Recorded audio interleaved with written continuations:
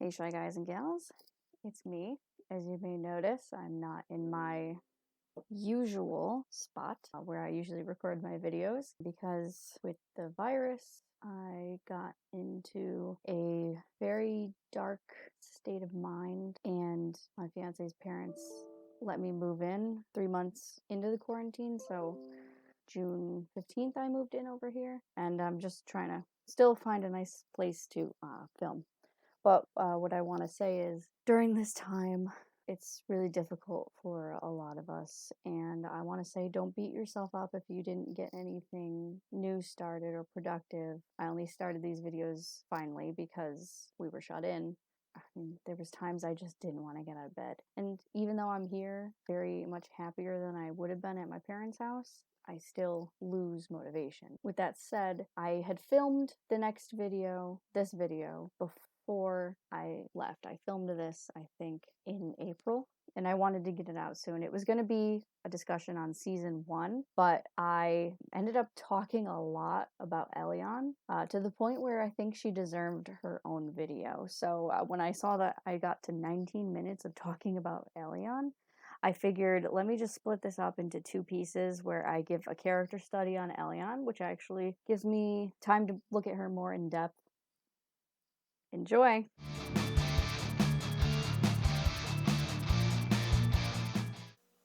Hello and welcome back to my W.I.T.C.H series. In the book, Elyon's friendship with the girls is a lot closer. She's with them a lot at the beginning of the books, and you have to realize that she was present for their conversation about going to talk at the Silver Dragon about some of the weird things that have been happening to them. And the way that it's written kind of implies that weird things have been happening to Elyon too, which kind of shows that maybe she was also experiencing something with her powers. Like, she was in on this. The girls didn't block her out of it like they did in the TV show. They kept her involved. It seems that in the books, Phobos already knows who Elion is, and they don't waste any time trying to get to her. As you see at the Halloween party, Cedric kind of starts creeping in. Alright, speaking of Cedric, I want to ask why, or how old is this guy actually? Because he seems to be young enough to sneak into a school party, but also old enough to own his own bookshop, and none of her friends be concerned that he asked her on a date. Just to emphasize how creepy Cedric can be, I have made a compilation of all of the creepy moments from the TV show, so enjoy, I guess. I could certainly use someone like you to help me part-time. Really? Oh, don't worry. That time will come. Sometimes it seems like you're the only one who understands me.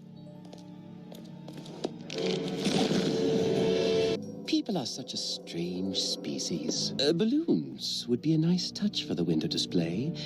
Do you mind?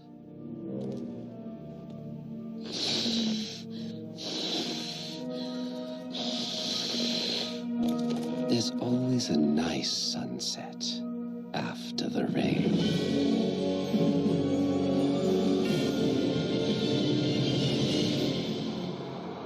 Call the cops on Cedric. So Elyon's conversion to evil is almost instant in the books. The next time that we see her after she's had her date with Cedric, she is already looking very evil. And you could think that Cedric maybe put a spell on her to believe everything instantly. Since Cedric did get to her first, he was able to convince her that the people that she knew as her parents actually kidnapped her from Phobos and prevented her from being with her real family. It's interesting to note that Elion and Cedric's interactions when he's in snake form, his tail seems to curl around her or be close to her or always be touching her, which kind of shows a form of possession, control. One major thing about the books is that Elion knowingly attacks the girls. She is full aware of what she's doing, whereas in the TV show, she was always tricked into using her powers against the girls. When I think they all gave me this friendship locket for my birthday. Look at this. They each put a lock of their hair inside. What a joke!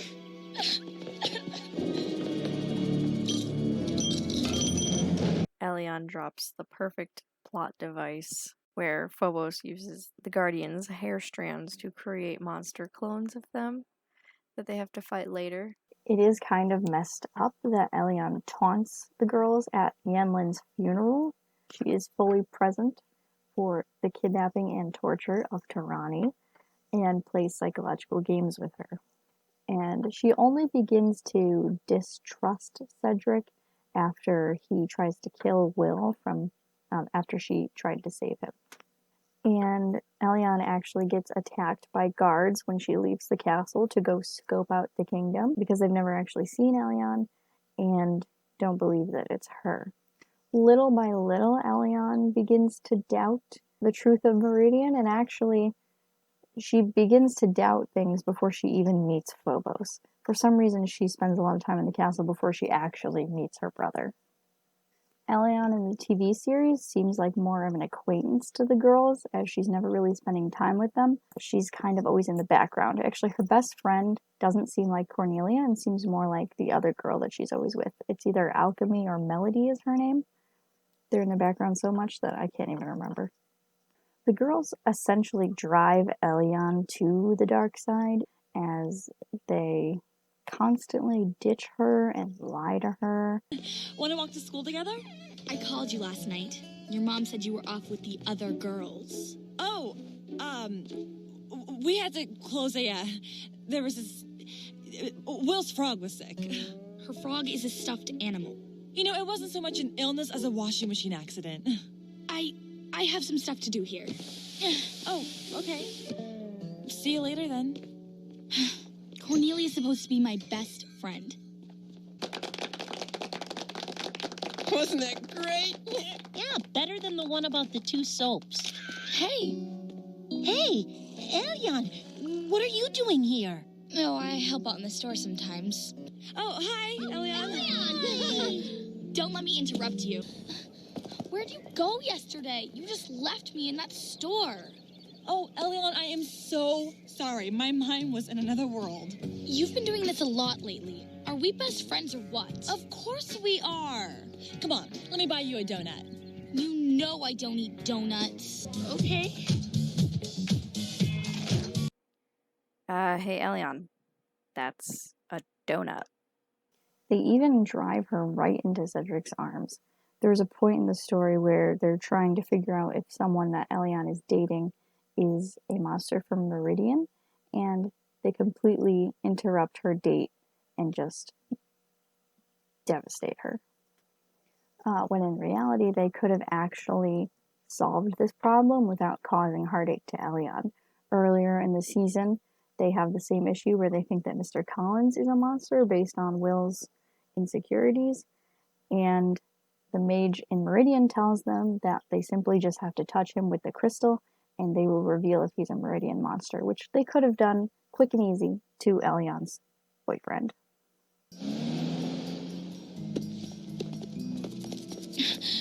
Cedric, can I talk to you? Always. It's also funny to point out that Elion doesn't seem to hear the most ridiculous things. Phobos screaming at the top of his lungs about how evil he is or the evil things he's going to do. It's pretty funny to see him yelling about it and then have her just come in the door and just be like, hello.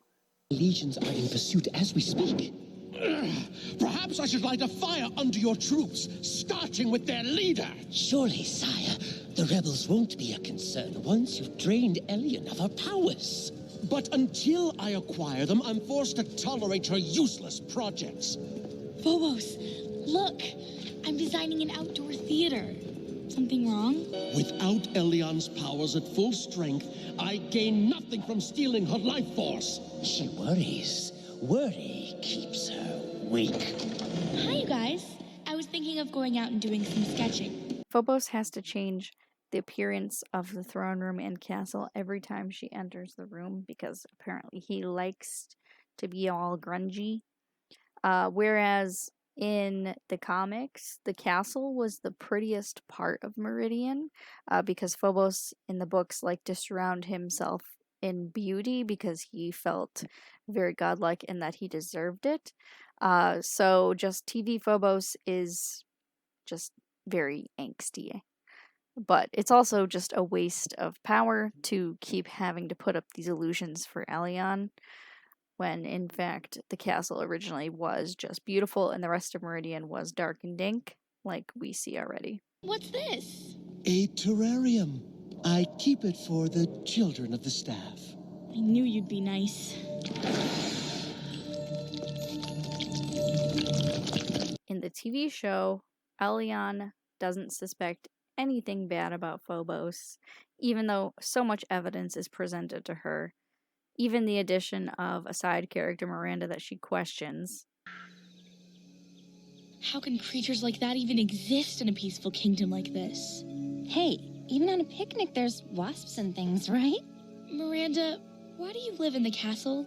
What do you do here? And why are you the only girl here besides me? Whoa, question time. I'm sorry, but No, that's okay. I've known your brother a long time. He took care of me when my parents were... when they... oh, I'm sorry. Miranda is an example of an added character. She's actually a spider monster that she transforms into, and she's just purely here to be someone about Elyon's age to provide a friendship for her that can distract her. Phobos, Cedric, and Miranda are very good at manipulating Elyon by tending to her kinder side and use that against her often. Here's a compilation of Phobos sounding like a sinister fortune cookie. The castle, these gardens. I feel like I'm in a fairy tale. Sometimes fairy tales come true. I still can't understand why my so-called best friend wouldn't want to tell me about this amazing place. Or the fact that all these years I had a brother. It doesn't sound like your best friend wants the best for you. He's just so obviously phony that it hurts. This next clip displays that perfectly and a little bit hilariously with just how petty he sounds in it and is being all out for drama.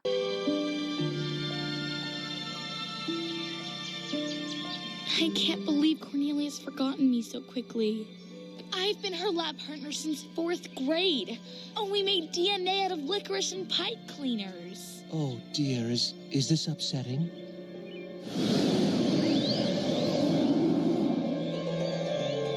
Oh, of course there's Tarani, Halen, and Irma.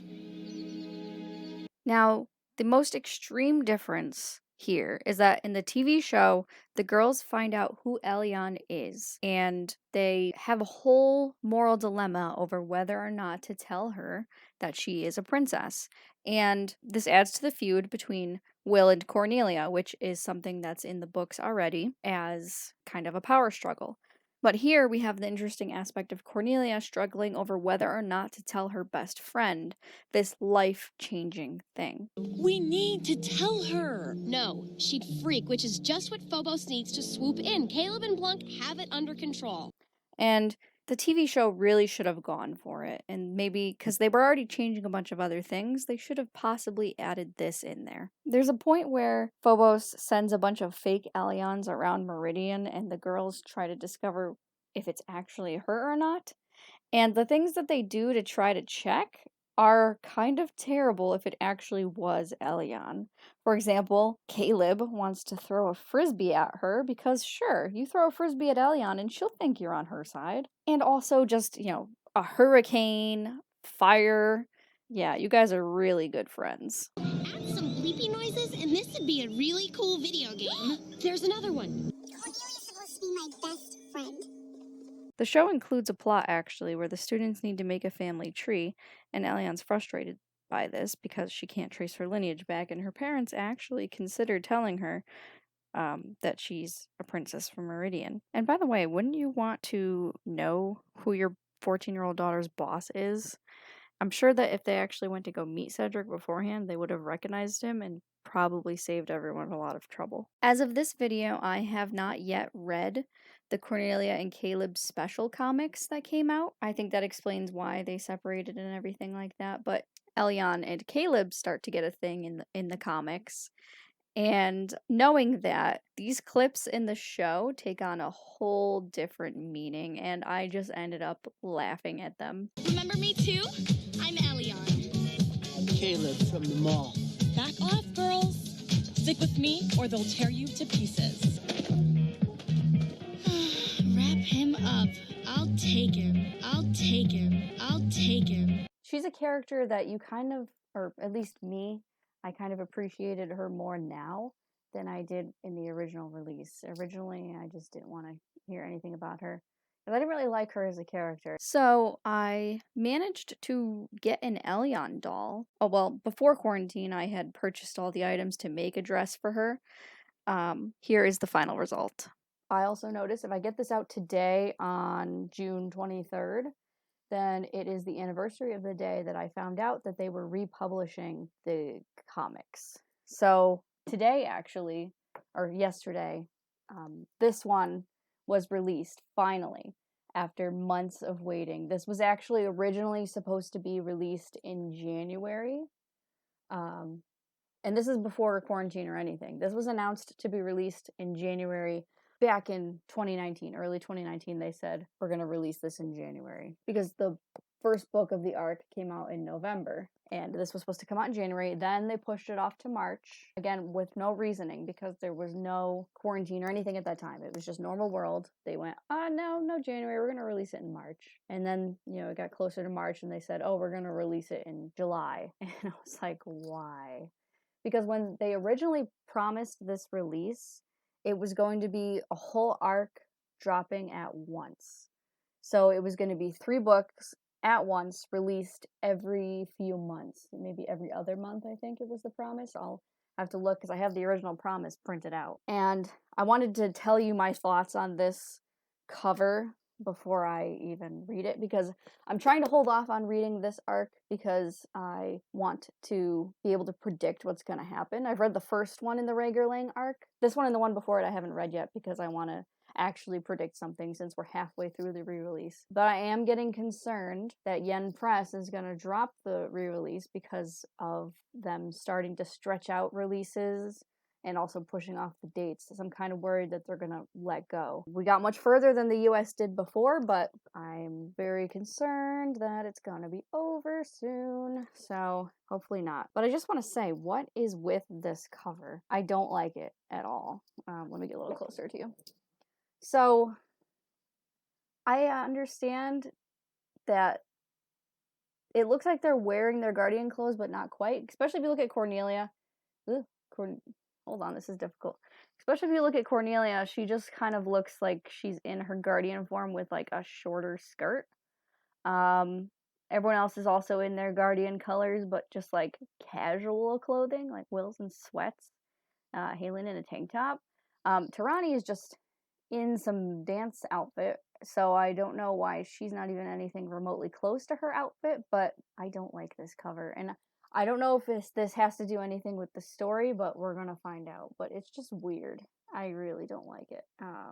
So hopefully that's explained in the story.